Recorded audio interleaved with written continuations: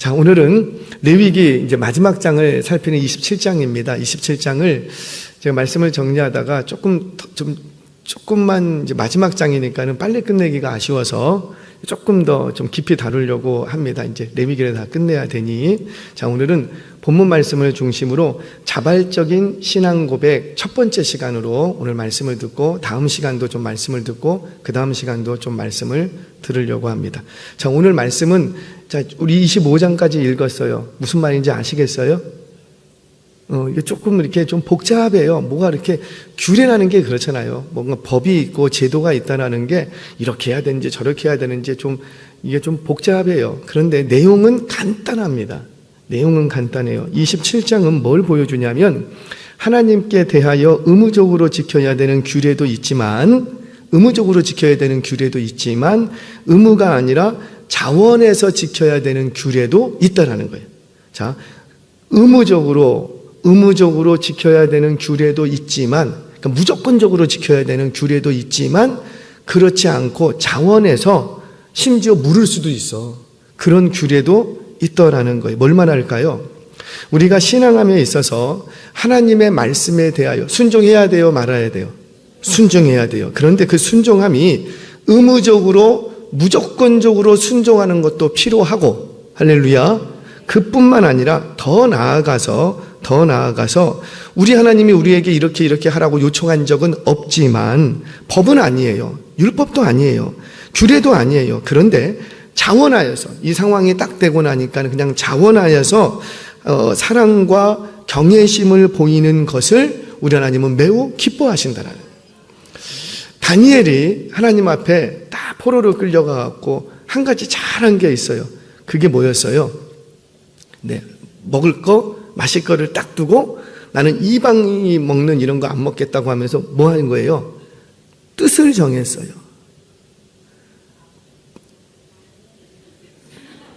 이게 굉장히 중요한 내용인데 베이스 조금만 눌러주시겠어요? 로우 베이스 쪽이 좀 웅웅거려서요. 여러분, 이게 굉장히 중요한 거예요. 그러니까 이방 땅에 가서 먹는 문제 가지고 뭘 했냐면, 이게 이 음식을 먹는다고 해서 내 몸이 더러워집니까? 입으로 들어가는 것이 너를 더럽게 하는 것이 아니요, 입에서 나오는 것이 너를 더럽게 한다. 그러니까 입으로 뭘 먹고 안 먹고가 나를 더럽게 하고 안 하고가 아니야. 그거 같았으면 이미 이방 땅에 갔을 때 다 더러워졌어, 이미. 그런데 우리 하나님 그것 때문에 뭐라고 안 하셨다고요. 그럼에도 불구하고 이 다니엘은 뭘 하기 시작합니까? 그렇죠? 뜻을 정했다는 거죠. 이게 음식을 먹고 안 먹고에 따라서 내가 어떻게 되고 안 되고는 아니지만, 당신들이 이 음식 먹어라, 먹는 게 죄도 아니고 뭐 지옥 갈 문제도 아니지만 다만 나는 어떻게 하겠다? 뜻을 정했다는 거예요. 뜻을. 나는 이렇게 하지 않기로 내가 자원하여서 자발적으로 뜻을 정했다는 거예요. 그 뜻이 어디서부터 출발한 거고, 내가 이렇게 함으로써 나를 좀 지키고 싶다는 거죠. 이렇게 나를 제도화 시킴으로, 이렇게 나를 어떤 프레임에 나를 가둠으로 내가 정말 이방 땅에서도 하나님을 경외하는 백성으로 살고 싶은 마음이 뜨거운데, 이렇게 해서 나는 나를 지키겠다는 거예요. 그것이 다니엘이 참 잘했던. 그러니까 우리 하나님이 어떻게 합니까? 그 음식 먹고 안 먹고 때문에 다니엘을 이뻐했던 게 아니라고요. 그 음식 먹는다고 뭐 어떻게 되고 안 먹는다고 어떻게 되는 게 아니에요. 그런데 뭘 하나님이 기뻐하신 거예요?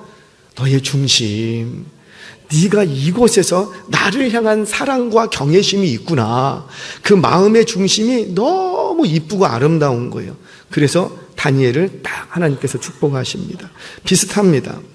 하나님의 말씀에는 반드시 지켜야 돼요. 의무적으로, 이건 법이에요. 반드시 지켜야 되는, 무조건적으로 지켜야 되는 율법에 순종하는 것도 하나님이 기뻐하시지만 법은 아니야. 우리 하나님이 이렇게 하라고 말씀하지 않았어. 그럼에도 불구하고 어떤 상황이 딱 됐을 때, 주여 나는 이렇게 하겠습니다 라고 자원하여 하나님 앞에 서원하는 그 순종도 기뻐하시더라는 거예요. 자, 오늘은 27장, 이 레위기에서 27장이 오늘 좀 길게 다룰 거예요. 오늘 내일 한번 이렇게 한 3-4번에 걸쳐서 좀 다루려고 하는데, 이 27장을 해석함에 있어서 먼저 선행해야 될 게 있어요. 그 선행해야 될 거 뭐냐면, 27장이 레위기 전체에서 차지하는 위치가 어디인가? 27장이 왜 기록이 될 수밖에 없었는가, 그 이유를 먼저 밝히고, 그래야지 전체 해석이 됩니다. 그 이유를 먼저 밝히고 서원이 가져다 주는 축복이 뭔가, 그거 한 가지를, 여러 가지가 있는데 그 한 가지를 오늘 다뤄보도록 하겠습니다. 자, 먼저 27장을 우리가 이해하기 위해서 27장이 레위기 전체에서 차지하는 위치가 어떤가라는 거예요. 위치가 어떤가. 자, 어떻게 본다면, 이미 한 번도 말씀드렸지만 레위기 말씀은 26장으로 끝나도 별로 이상하지 않아요. 자연스러워요. 오히려 더 일관성이 있어요. 끝나도. 그런데 왜 27장을 기록하셨을까? 이 점이 잘 해석이 안 돼. 그래서 우리와 신학을 조금 달리하는 자유주의 신학자들은 27장을 가지고 뭐라고 해석했냐면 후대가 첨가한 장절이다, 이렇게 해석을 했어요. 그런데 우리는 그렇게 보지 않습니다. 그거는 어리석은 접근이에요. 이 27장은 추가적으로 후대가 삽입한 내용이 아니라 하나님께서 모세 시대에 어디에서 주신 말씀? 시내산 아래에서 주신 말씀이라는 거죠. 그 대상이 누구고, 1차 대상이 출애굽한 백성들, 그 출애굽한 백성들에게 무엇인가 분명하게 교훈해주고 싶은 내용이 있어서 27장을 기록하신 거예요. 자, 그러면 뭘 교훈하고 싶었을까? 이것을 해결하려면 27장, 26장과 27장의 관계성을 좀 아시면 돼요. 관계성. 자, 이 둘은 26장과 27장은 26장으로 끝나도 이상하지 않은데 26장과 27장은 두 장으로 얘기할 수도 있고 한 장으로 얘기할 수도 있어요. 시편 1편과 2편은 우리는 보통 1편을 한 편으로 보지만 1편과 2편을 두 개로 볼 수도 있고 사실은 하나로 볼 수 있는 원리와 같습니다. 나중에 좀 설명을 할게요. 자, 이 둘을 왜 두 장으로 볼 수도 있지만 한 장으로 볼 수 있느냐? 하나의 키워드로 딱 묶을 수가 있어요. 어떤 키워드일까요? 서원이라는 키워드. 서원. 제가 좀 설명하겠습니다. 자, 26장까지 1장부터 26장입니다. 전체가 다 들어가는데 대표성으로 26장만 볼게요. 26장은 하나님께서 레위기를 최종적으로 정리하면서 우리 다 공부했어요. 세 가지 명령을 하십니다. 그 세 가지 명령을 아무도 기억 못할 거예요. 할렐루야. 그래서 제가 또 설교를 하죠. 자, 먼저 우상 숭배하지 마라. 안식일 지켜라. 그다음에 내 성소를 경외하라. 이 세 가지를 하나님께서 딱 말씀하십니다. 요 세 가지에 너희가 순종하면 내가 뭘 내려주고 복을 주고, 불순종하면 저주하겠다. 근데 저주의 분량이 많아요? 축복의 분량이 많아요? 저주의 분량이 많다 그랬어요. 압도적으로 많습니다. 압도적으로. 자, 이 명령, 그러니까는 일종의 이런 거죠. 이 명령에 순종하면 내가 너희에게 복을 내리고 불순종하면 내가 저주하겠다라고 일종의 하나님이 우리에게 서원하신 거예요. 이해가 되시려나요? 자, 그러면서 하나님이 우리에게 서원한 내용을 인치십니다. 확정을 딱 지어버려요. 도장을 찍어버립니다. 자, 레위기 26장 마지막 절 46절 같이 읽겠습니다. 시작. 이것은 여호와께서 시내산에서 자기와 이스라엘 자손 사이에 모세를 통하여 세우신 규례와 법도와 율법이니라. 이것은 뭐예요? 26장까지의 내용. 이것은 누가? 여호와께서 어디에서? 시내산에서 누구와? 자기와 이스라엘 자손 사이에 모세를 통해서 세우신 규례와 법도와 율법이라는 거예요. 근데 이거 지키면 내가 복 주고 이거 안 지키면 내가 저주하겠다 그럽니다. 자, 근데 이걸 누가 세우셨다고요? 여호와 하나님이. 내가 너희에게 약속한 것, 내가 너희에게 서원한 것이라는 거죠. 이 약속 누가 해달라고 했어요? 여러분들이 해달라고 했습니까? 아니면 출애굽 백성들이 해달라고 했습니까? 안 했어요. 출애굽 백성은 한 번도 율법을 달라고 요청한 적이 없어요. 우리가 이렇게 율법을 지킬 때니까 하나님은 이렇게 우리에게 복을 주세요. 서로 상의한 적이 있어요, 없어요? 없어요. 그러니까 어떤 면에서는 하나님께서 우리에게 일방적으로 서원하신 거예요. 서원하신 거예요. 그냥 하나님께서 이 백성들을 이렇게 보고는 자발적으로 자원하여서 인간을 대상으로 서원하신 거예요. 자, 그런데 이 하나님의 자발적인 서원의 특징이 뭐예요? 이 특징이라는 것은 전능하신 하나님께서 서원하셨기 때문에 그분의 전능하심으로 너무도 세밀하게 그리고 완벽하게 이 서원을 지킨다 안 지킨다? 지킨다라는 거예요. 그래서 우리 하나님은 어떤 하나님이시라? 신실하신 하나님. 아멘이세요? 성경 봅니다. 신명기 7장 9절에서 10절 말씀 같이 한번 읽겠습니다. 시작. 그런즉 너는 알라 오직 내 하나님 여호와는 하나님이시요 신실하신 아버지 하나님이시라. 그를 사랑하고 그 계명을 지키는 자에게는 천대까지 그의 언약을 이행하시며 인애를 베푸시되 그를 미워하는 자에게는 당장에 보응하여 멸하시나니 여호와는 자기를 미워하는 자에게 지체하지 아니하시고 당장에 그에게 보응하시느니라. 아멘. 우리 하나님은 어떻게 하신다는 거예요? 축복이 됐던 저주가 됐던 한 번 하신 말씀은 그대로 실행하신다 안 하신다? 하신다. 한 절 더 보겠습니다. 사무엘상 15장 29절 같이 읽겠습니다. 시작. 이스라엘의 지존자는 거짓이나 병개함이 없으시니 그는 사람이 아니심으로 결코 병개하지 아니하심이니이다. 아멘. 하나님께서는 축복이 됐던 저주가 됐던 한 번 맺으신 약속을 지킨다 안 지킨다? 지킨다. 뭐가 아니심으로? 사람이 아니므로. 그러니까 사람은 지킨다 안 지킨다? 안 지킨다는 얘기예요. 정말 그런가 볼까요? 야고보서 1장 17절 같이 한번 읽겠습니다. 시작. 온갖 좋은 은사와 온전한 선물이 다 위로부터 빛들의 아버지께로부터 내려오나니 그는 변함도 없으시고 회전하는 그림자도 없으시니라. 아멘. 그러니까 하나님은 이 회전하는 그림자와 뭐 변함이 없다 이 말은 곧 뭐예요? 사람과 같지 않다라는 거예요. 저와 여러분 같지 않다라는 거죠. 사람의 마음이라는 게 조속으로 변한다고 하지 않습니까? 화장실 들어갈 때의 마음과 나올 때의 마음이 좀 달라진다고 하잖아요. 이거 우리가 인정해야 돼요. 그만큼 연약한 거예요. 그만큼. 인정한다고 해서 그렇게 살면 된다는 건 아니고 우리는 얼마든지 그렇게 변할 수 있다는 걸 인정해야 돼요. 그래서 나는 안 그럴까야 라고 누구도 그렇게 말 못해요. 그래서 미리미리 준비하고 미리미리 대비하고 미리미리 안전장치를 해놔야 사실 나를 지킬 수가 있는 거예요. 나를 지킬 수가. 자, 이처럼 하나님은 우리 인간과 같지 않아요. 그래서 하나님은 저는 여러분과 맺은 언약을 완벽하게 다 지킬 수 있다고 저는 장담할 수 없어요.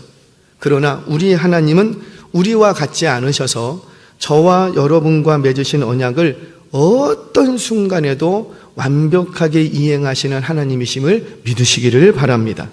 이게 하나님의 서원의 특징이에요. 이게 하나님의 서원이에요.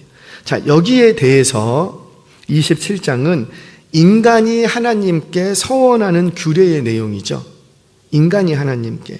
그럼 왜 인간이 하나님께 서원할 때도 하나님께서 규례를 만들어 놓으셨을까? 왜 규례를 만들어 놓았어요? 내가 자원해서 하는 건데 하기 싫으면 안 하면 되지. 왜 규례를 만드셨죠? 우리의 한계성, 우리의 죄성을 우리 하나님은 잘 아시기 때문에. 그래서 서원했으면 반드시 지켜야 되는데 지키게 하기 위해서 어떻게 하시는 거예요? 규례라는 거를 딱 안전장치를 취하는 거예요. 안전장치를.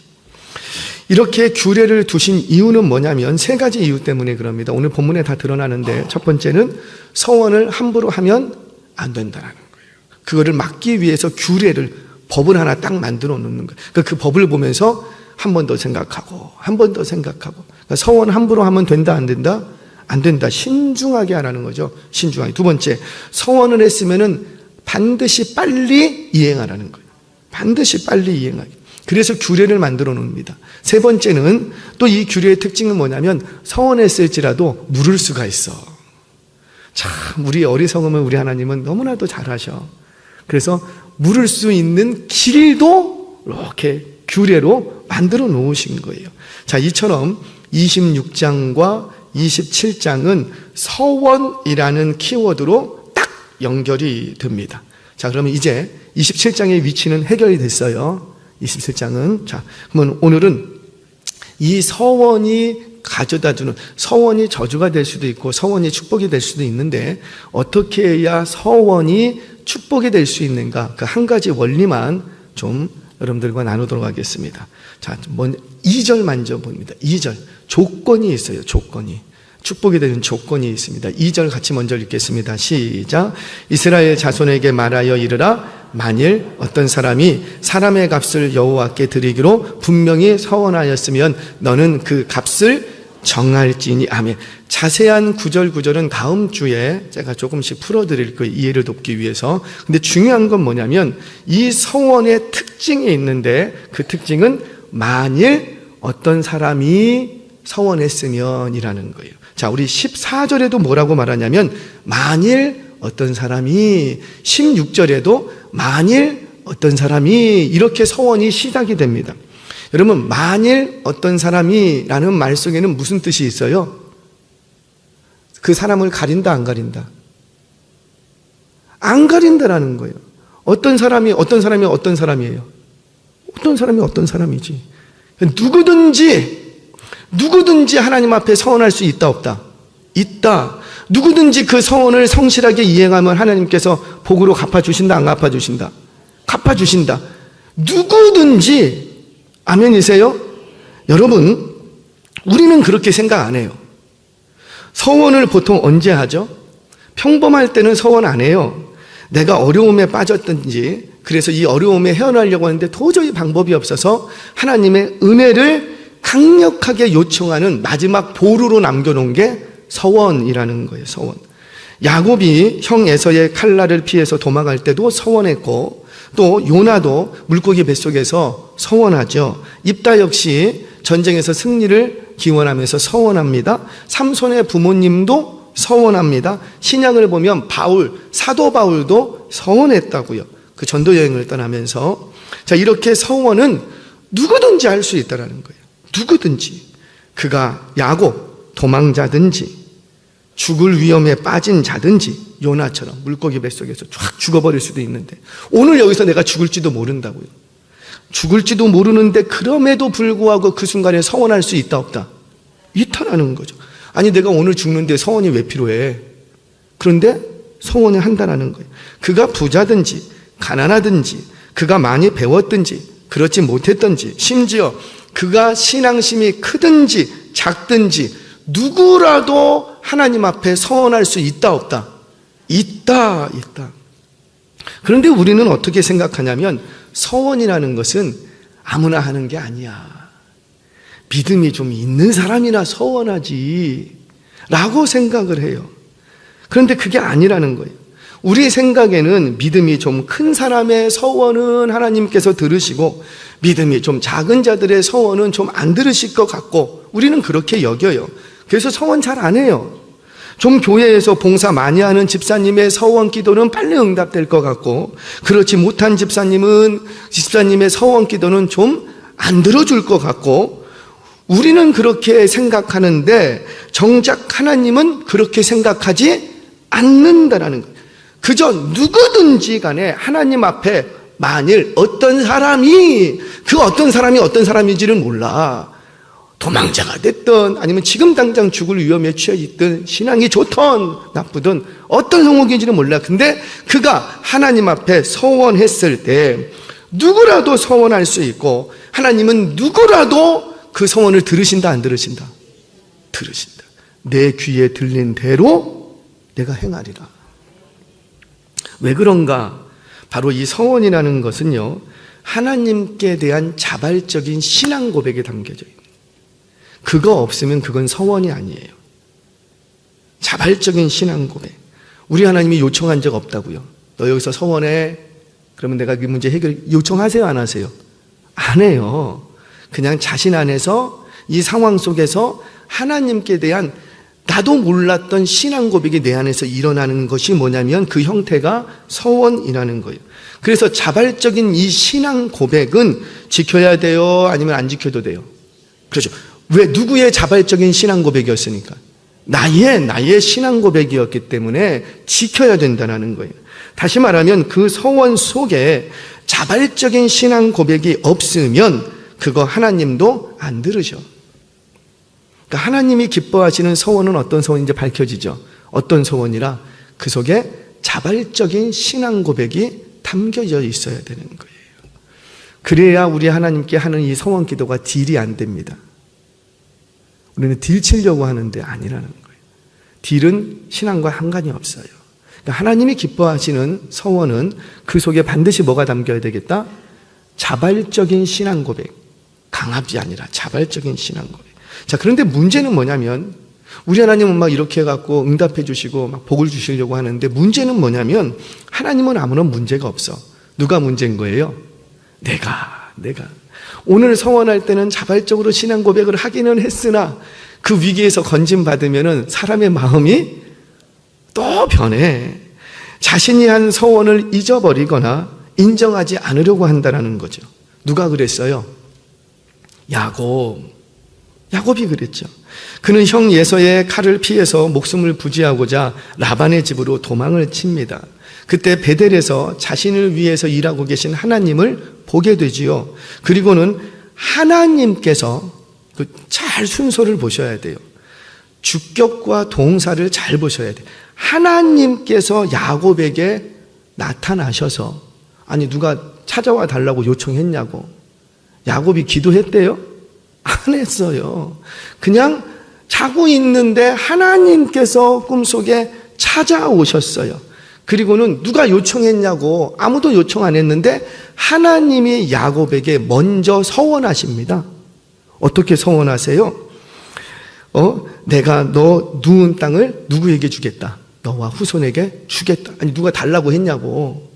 그냥 하나님이 야곱에게 나타나셔서 먼저 서원을 해버리세요. 내 자손이 땅에 티끌같이 많게 해주겠다. 너와 내 자손으로 말미암아 천하가 복을 받게 하겠다. 내가 너와 함께, 누가 뭐 함께 해달라고 했냐고. 안 했다고요. 그런데 하나님이 그냥 일방적으로 오셔서 하나님이 서원을 먼저 하십니다. 내가 너와 함께 해주겠다. 너가 어디로 가든지 너를 지키며 너를 이끌어서 반드시 이 땅으로 돌아오게 하겠다. 그때까지 내가 너를 떠나지 않으리라. 하나님이 그냥 서원을 해버렸어. 야곱이 요청한 것도 아니에요. 기도했는가? 심지어 기도도 안 했어요. 기도도. 야곱은 기도할 줄도 몰라. 기도도 안 했어요. 그럼에도 불구하고 이 어마어마한 축복의 약속을 하나님께서 일방적으로 서원해 버리십니다. 물론 이건 야곱에게 서원한 것이 아니라 누구에게 서원한 거예요? 그렇죠. 눈치가 좋으셔. 하나님 당신에게 서원하신 거죠. 그런데 그 형태는 누구에게 하는 형태를 취하고, 형식은 야곱에게 서원하는 형식을 취했으나 실제로는 누구 앞에 서원하는 거예요? 그렇죠. 하나님 당신 앞에 서원하는 거죠. 자, 그런데 그 하나님은 그 약속을 지켜요, 안 지켜요? 성실하신 하나님은 지켜요. 심지어 이 약속을 하실 때 야곱의 처지가 어땠어요? 그가 성실했는가? 정직했는가? 신실했는가? 천만의 말씀. 거짓말쟁이요, 속이는 자요, 싸움꾼이었다고. 하늘의 축복 그런 거 몰라. 이 땅에서 형이 있는 그 장자권 자기가 취하겠다고. 이 땅의 축복에 눈이 멀어서 도망하고 있는 도망자 신세라고요. 속된 말로 말하면 요즘 말로 속물. 세상 것만 밝히는 속물. 교회 안에 있지만은 눈만 뜨면 세상 것만 쫓아가는 속물. 그럼에도 불구하고 하나님은 그와 약속해버리십니다. 이게 하나님의 은혜 아니에요. 이걸 이거는 언약이라고 합니다. 그래서 하나님의 다할 수 없는, 말할 수 없는 일방적인 하나님의 사랑, 축복, 긍휼이라는 거죠. 저와 여러분들이 그 긍휼을 입으신 줄 믿으시기 바랍니다. 여기 다 사기꾼들이었어요. 정직하십니다. 우리 다 거짓말쟁이였고 다 사기꾼이었어요. 다 나밖에 몰랐고 우리 다 속물 아니었어요? 나만 속물이야. 그런 우리를 하나님이 먼저 찾아오셔서 내가 너와 떠나지 않겠다. 내가 너를 축복하고 내가 너를 복주고 내가 너를 통하여서 모든 열방의 복을 받게 하겠다. 하나님이 먼저 오셔서 그냥 일방적으로 서원해 버리십니다. 그 서원을 우리 하나님은 신실하게 지켜 가십니다. 자, 그런데 문제는 뭐예요? 야곱은 하나님 앞에 서원한 것을 지켜요, 안 지켜요? 안 지켜. 어떻게 서원합니까? 당신은 나를 평안히 그렇게 하나님이 말씀하신 대로 나 돌아오게 해주면 나의 하나님이 될 것입니다. 10분의 1을 드리겠습니다. 하나님의 전을 세우겠습니다. 무슨 하나님의 전을 세워? 그 서원 지키려고 열심을 냈어요, 안 냈어요? 새까맣게 잊고 살아. 왜? 이제 좀 살만해지니까. 위기가 사라지고 나니까. 그 결과 야곱은 어떤 세월을 사고, 그래서 험악한 세월을 살게 되는 거예요. 험악한 세월. 사랑하는 여러분, 누구든지 하나님 앞에 서원할 수는 있습니다. 그러나 그렇다고 해서 누구든지 그 서원한 것을 성실히 지키는 것은 아니더라는 거지요. 하나님은 오늘도 우리에게 서원하신 대로 하나님은 하나님의 방법대로 신실히 지키십니다. 그 하나님을 닮은 저와 여러분도 하나님 앞에 나의 신앙 고백을 담아 서원한 부분들이 있다면 하나님 앞에 성실히 이행해가는 저와 여러분 되시기를 주의 이름으로 축원합니다. 자, 그렇게 성실하게 그 서원을 지키면 우리 하나님께서는 우리에게 약속하신 것 그 이상으로 더 큰 선물들을 주실 줄로 믿으시기 바랍니다. 자, 하나님의 약속은, 대가는 약속한 대로만 주세요. 그런데 우리가 서원해서 내가 그 서원을 지키면 우리 하나님은 나에게 약속하지 않은 선물을 더 주신다는. 받고 싶어요? 받기 싫어요? 받고 싶은 사람 아멘. 더 큰 선물을 주세요. 성경에는 없어. 근데 그 선물들을 주세요. 누가 이 선물을 받았어요? 한나. 사무엘을 낳은 한나. 이야기를 좀 하죠. 한나는 아이를 낳을 수 없는 몸이었어요. 남편 엘가나에게 문제가 있는 것이 아니라 누구에게 사실은 문제가 있었고 한나였지요. 자, 우리 사무엘상 1장 5절에서 6절 말씀 같이 한번 읽겠습니다. 시작. 한나에게는 갑절을 주니 이는 그를 사랑함이라. 그러나 여호와께서 그에게 임신하지 못하게 하시니 여호와께서 그에게 임신하지 못하게 하심으로 그의 적수인 분인나가 그를 심히 격분하게 하여 괴롭게 하더라. 아멘. 누가 임신하지 못하게 하더라? 여호와 하나님께서. 지금 여기 본문에 뭐라 그래요? 여호와 하나님께서 임신하지 못하게 하시니, 여호와 하나님께서 임신하지 못하게 하시니, 두 번 이렇게 하는 거예요. 이거는 임신할 수 있는 몸이다 아니다? never, 절대 가능성이 있다 없다? 없다. 이거 누가 못하게 하는 거니까 여호와께서 두 번이나 딱 결정적인 거. 이거는 뒤집을 수가 없는 거예요. 그런데 한나가 이걸 알고도, 모르고 기도한 게 아니라 이걸 알고도 뭐 하기 시작하더라? 기도는 그거예요. 오늘 구체적으로 얘기하지는 않겠어요. 여러분, 우리의 기도의 자리가 확률을 따라 기도합니까? 믿음을 따라 기도합니까? 진짜 믿음을 따라 기도하세요? 될만 하면 기도 좀 세게 하고, 도저히 이건 내가 생각해서 안 될 것 같아. 그러면 다른 방법, 내가 다 결정해서. 사랑하는 여러분, 하나님이 기뻐하시는 기도는 확률을 따라 기도하는 것이 아니라 믿음을 따라 기도하시기를 바랍니다. 성령의 감동을 따라 기도하시기를 바랍니다. 절대 안 된다고요.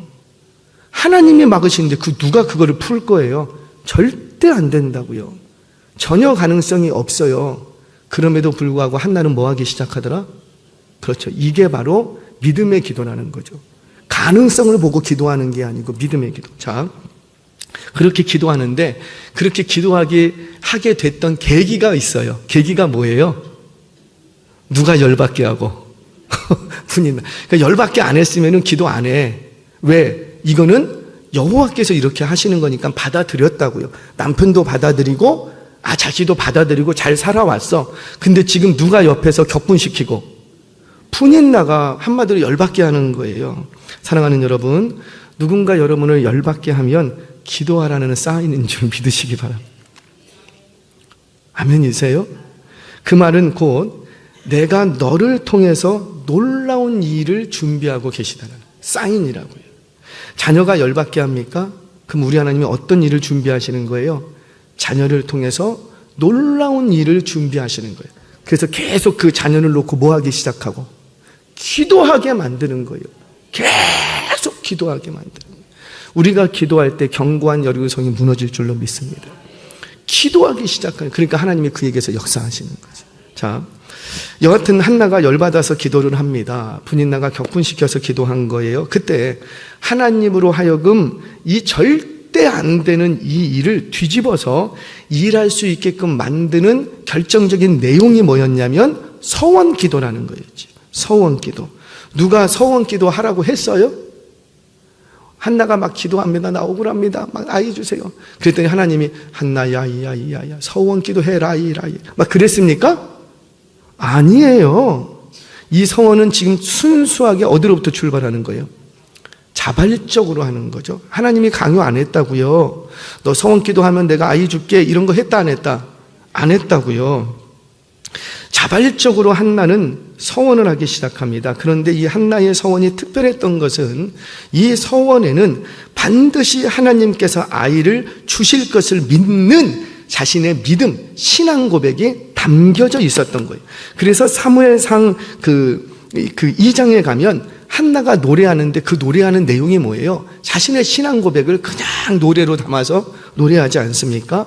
자, 우리 사무엘상 1장 11절 말씀 같이 한번 봅니다. 시작. 서원하여 이르되 만군의 여호와여 만일 주의 여종의 고통을 돌보시고 나를 기억하사 주의 여종을 잊지 아니하시고 주의 여종에게 아들을 주시면 내가 그의 평생의 그를 여호와께 드리고 삭도를 그의 머리에 대지 아니하겠나이다. 아멘. 서원하게 됩니다. 아들 주시면, 그러니까 주시면 하고 안 주시면 안 하고 이런 개념이 아니라 딜하는 게 아니라 이미 주실 줄로 믿은 거예요. 하나님은 불가 없는 것을 있는 것으로 부르시는 하나님, 하나님이 주실 것으로 믿는 거예요. 그 믿음으로 먼저 서원하니까 이미 이 한나는 이 주실 아이를 이미 드린 거예요. 시간의 간격만 있을 뿐 서원하는 순간 이미 드린 거예요. 이미. 자, 이 서원 기도를 들으시고 정말로 하나님은 태의 문을 여십니다. 그래서 정말 사무엘이라는 아들을 주셨죠. 자, 성경 봅니다. 사무엘상 1장 20절 말씀 시작. 한나가 임신하고 때가 이름에 아들을 낳아 사무엘이라 이름하였으니 이는 내가 여호와께 그를 구하였다 함이더라. 아멘. 이 아들은 서원 기도의 응답이라는 거죠. 자신의 자발적인 신앙 고백의 결과라는 거예요. 결과. 자, 그럼 이렇게 하나님은 서원에 응답해 주셨어요. 그러면 이제는 누가 서원을 이행할 차례예요? 한나가 서원을 지켜요, 안 지켜요? 지켜요? 확실히 지켜요? 안 속아요? 지키는데 그 지키는 과정이 굉장히 독특합니다. 그걸 얘기하려고 하는 거예요. 사무엘상 1장 21절 22절 말씀 같이 읽겠습니다. 시작. 그 사람 엘가나와 그의 온 집이 여호와께 매년제와 서원제를 드리러 올라갈 때에 오직 한나는 올라가지 아니하고 그의 남편에게 이르되 아이를 젖대거든 내가 그를 데리고 가서 여호와 앞에 뵙게 하고 거기에 영원히 있게 하리라 하니 아멘.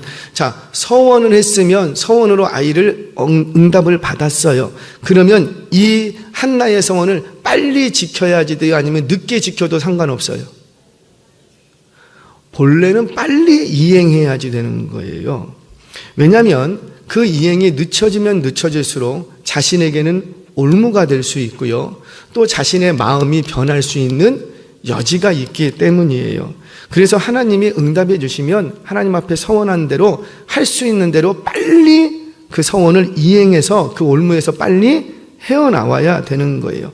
자, 그런데 한나가 서원을 빨리 갚아요, 안 갚아요?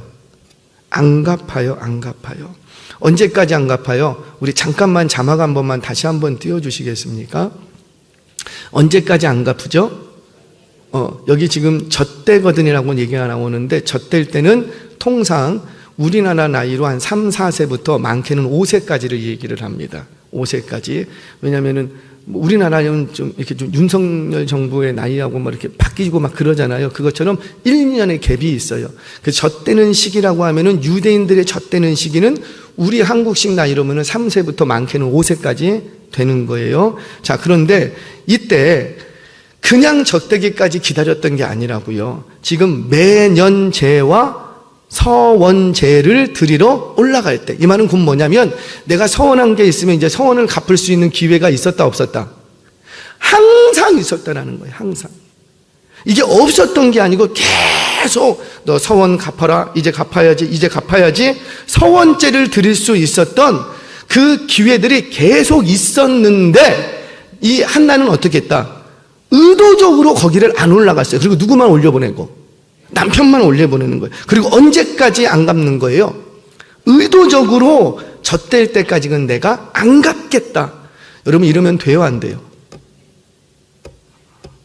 그러면서 하는 말이 이 젖될 때까지 안 간다 이렇게 얘기합니다. 이것 때문에 어떤 학자들은 이 아이를 낳고 나니까는 모성애 때문에 아이가 너무 사랑스러워서, 또는 아이가 그 당시에는 이제 그 전염병에 아이가 노출될 수가 있으니 모유를 먹여야 아기가 뭐 면역력이 생겨서, 그래서 아이가 건강할 때까지 기다렸다면 여러 가지 해석이 있어요.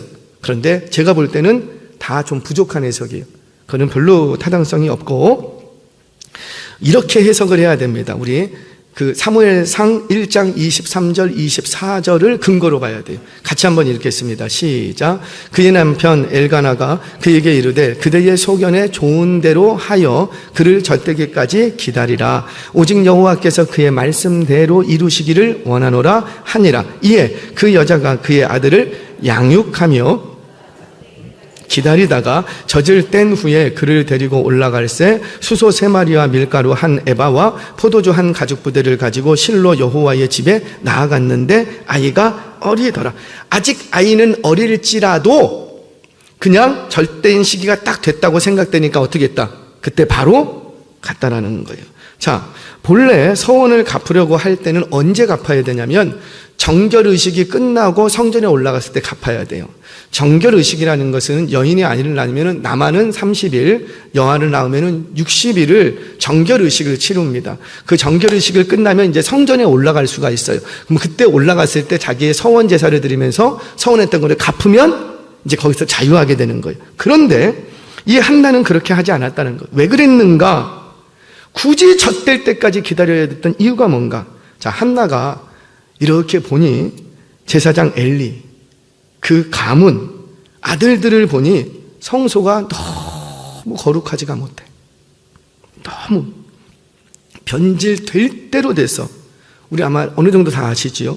그것 때문에 하나님께서 엘리 가문을 정리해 버리십니다. 다른 이유가 없었어요. 너무 변질됐기 때문에 정리해요. 그런데 아직 사리분별도 할 줄 모르는 아기를 엘리에게 맡기면 그 제사장에게 아래서 뭘 배울까요? 참 못된 것만 배워. 자기 눈에 보이는 형들이 다 못된 짓만 해. 그러니 그 성전에 올라가서, 거룩한 성전에 올라가서 뭘 배우겠냐고요. 그러면 뒤집어서 이 한나가 서원을 왜 했는데, 그 성전에 하나님께 왜 바친다고 했는데, 그 못된 거, 그 거룩하지 못한 거, 그거 배우게 하려고 서원한 거예요? 아니라는 거예요.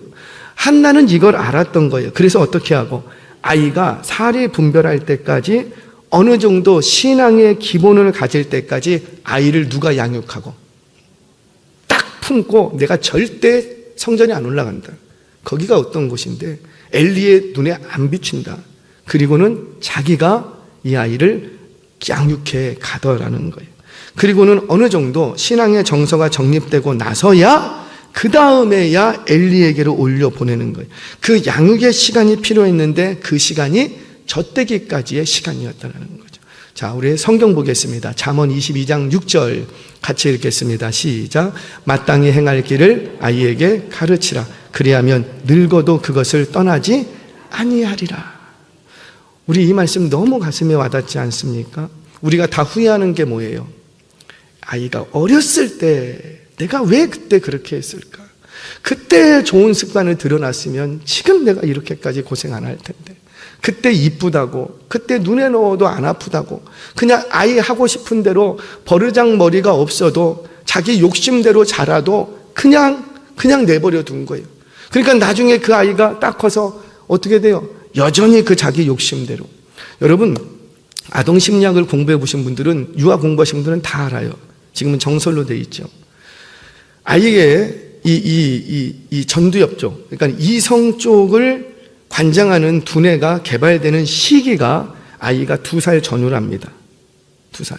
돌이 지나기 시작하면 그때부터 인지 능력이 생겨서 어떻게 해야 내 욕구를 부모님으로부터 얻어낼 수 있을까? 승낙받을 수 있을까를 이제 경험을 통해서 습득을 하게 돼요. 그래서 처음에는 아이들이 그러지 않았어요. 근데 조금만 크면 그때부터 뭐 엄마 나 이거 줘, 저거 줘, 그리고 손에 쥐면은 암 놓으려고 하고 막 이런 것들이 생겨. 그게 자기 욕심 기질이거든요. 그때 부모님이 그걸 알고 그거를 딱 잘 컨트롤 해주면 아, 내가 내 고집을 피우면 안 되는구나. 요것만 하나만 딱 아이에게 세팅을 어렸을 때 해주면 커갈 때도 다 뭘로 클까요? 어떤 상황이 발생했을 때 아, 내가 내 욕심만 부리면 안 되는 거 이걸 알아. 그래서 옛 어른들이 뭐라고 얘기했어요? 3살 버른?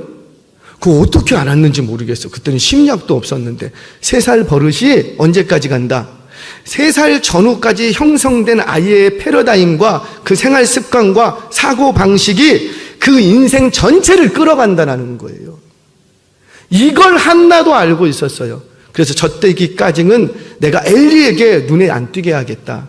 내가 친히 이 아이를 말씀과 기도로 양육하겠다는. 자, 그런데 그렇게 양육을 하고 이제 중요한 얘기죠. 서원을 지켰어. 그렇게 서원을 지켰어요. 자, 이렇게 서원을 지켰으니까 우리 하나님이 너 왜 이렇게 늦게 지켰냐고 화내요? 안 해요. 너무 기뻐하십니다. 아니, 늦게 지켰는데도 너무 기뻐하셔. 왜 그런 거예요? 서원을 지켰다라는 것도 기쁘지만 그 마음의 중심이 너무 기쁜 거예요. 어쩜 내 마음하고 그렇게 똑같냐. 그래서 우리 하나님이 선물을 주십니다. 어떤 선물을 주십니까? 그렇죠. 그 선물은 언제 주세요?